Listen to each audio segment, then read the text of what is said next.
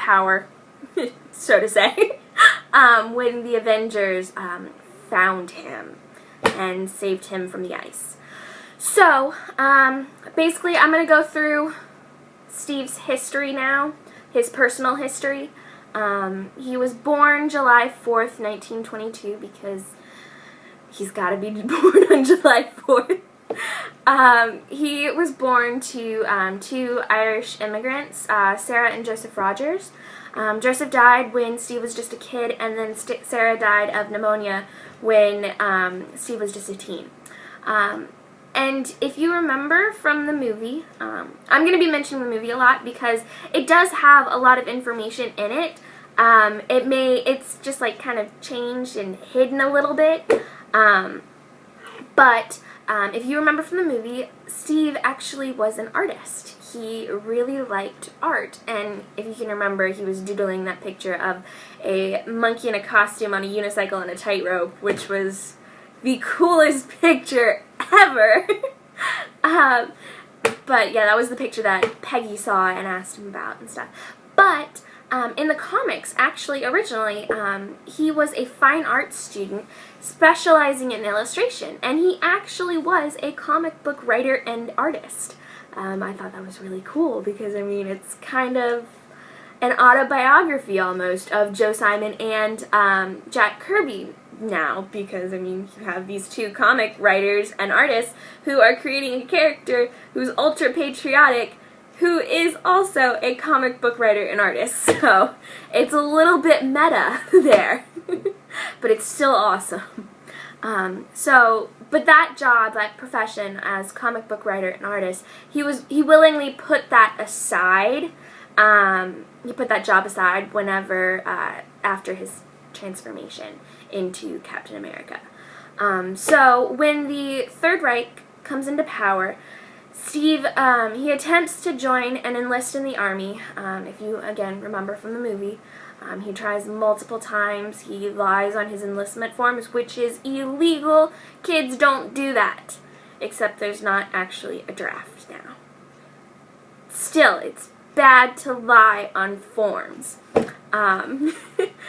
So he was rejected because his obvious health issues. In the movie, Steve's kind of like this little scrawny guy, but technically in the comics, he was still really scrawny and kind of sickly, but he was actually kind of tall. So it's a little bit of poetic change. Works. But he was pushed aside because he couldn't like fit the physical qualifications to enlist in the army. But he really wanted to help out any way he could. He wanted to join the army. He wanted to be part of that. And that determination is what catches the eye of General Chester Phillips, Tommy Lee Jones' character in the movie.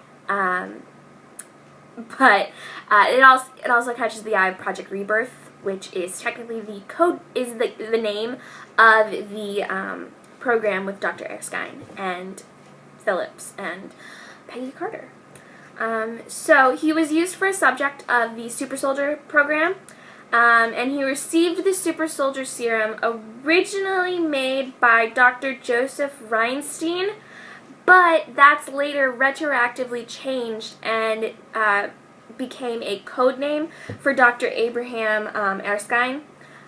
If you remember from the movie, Stanley Tucci. Love that man. The serum is successful, and it makes him a near-perfect specimen. He has the peak of strength, ability, agility, stamina, and intelligence, which leads to his tactical abilities, making him the tactical leader of the Avengers. So remember these guys, okay? It's going to come in handy. I promise you, it's all going to connect and make perfect sense at the end of the course. But yeah, originally the serum was injected, but in the 60s and stuff, whenever they kind of revamped his story, they retold his creation story. The Comic Code Authorities, which was what comic publishers had to send their comics to get approved. And no comic could be sold unless it was approved by the Comic Code Authority. And they were basically to keep the comics pure and morally upright. So, of course, with an injected serum, they felt it was too close to drug use and intake and abuse, and they just said no. So then the serum was changed to an oral formula, which means he drank it and he became super. But then later accounts then hint at a combination of an oral formula, an intravenous, I pronounced that wrong, injection, treatments, and culminating in a Vita-Ray exposure and training regime. This is very similar to what was in the movie. Obviously, it was injected into all the major muscle portions of his body, and then he was administered with Vita-Rays, which is where Howard Stark, not Tony, because Tony's later, but that's where Howard Stark comes into the story in the movie. So what's really important to note is that with the serum, Erskine did not record very well, like anything crucial to the makeup of the super soldier serum. He deliberately left out of his notes, and the notes that he did leave behind were flawed and just not very good. So when the Hydra agent, sorry, not Hydra, it's a Nazi. When the Nazi spy, Heinz Kruger, shoots Erskine, the formula for the serum was lost. But this is, of course, after Steve has been changed. So there is one, count it, one super soldier in existence, because Steve was the only one that Erskine was able to use the serum on before he was killed, and then all of the important ingredients for the serum was lost. So Roger's first act as a superhuman is to avenge Erskine. Early accounts have it that Kruger fell into some machinery and died, but later it was depicted with Captain America punching him into said machinery. So that ends the retribution aspect of Rogers' early character. Since there was no more possibility of any super soldiers, the American government kind of needed to hide the Project Rebirth. That screwed up. Kind of need to push that off to the side, kind of sweep it under the rug. And unlike the movie where they'd have him depicted as a war bond USO dancing girl. I mean, with legs like those, he could totally be a dancing girl. The American government actually cast Rogers as a patriotic superhero, able to counter the Red Skull in counterintelligence. So basically they outfit him in a patriotic uniform that Steve actually designs. There's his little graphic design elements. He's so creative. They don't make men like that anymore. Tear. But he also got a bulletproof shield, a personal sidearm, and the codename of Captain America. So that was when the kind of codename kind of came there. That's how he got it. But then Rogers, like, it's Captain America is kind of like a other identity that he does in exchange for the fact that he was transformed into this awesome superhuman. So then we have Rogers, like actual Rogers, Steve Rogers. He poses as a clumsy infantryman, and he forms a friendship with the teenage mascot, which I don't really understand. I'm trying not to think too much about that, but so he forms a friendship with the mascot and James Buchanan, Bucky Barnes. So as you can kind of see, like, there's some major differences from the movie plotline and then Steve's actual publication history, the history that is comic canon. But it is close enough that it actually does kind of make sense to have Bucky be this lifelong friend and stuff, because it makes it a little bit less